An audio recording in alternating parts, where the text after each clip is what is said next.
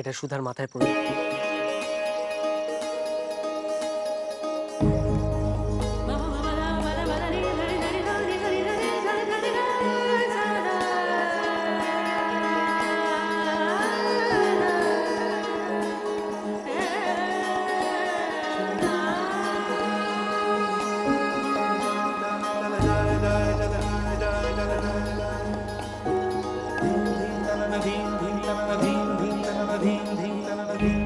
সমু, বিশ্বাস কর, সত্যি আমি ভাবতে পারছি না আমাদের কি সত্যি বিয়ে হয়ে গেল।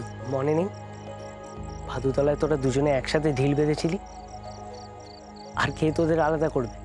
তোমার ঋণ আমরা কোনোদিনও শোধ করতে পারবো না সমুদা।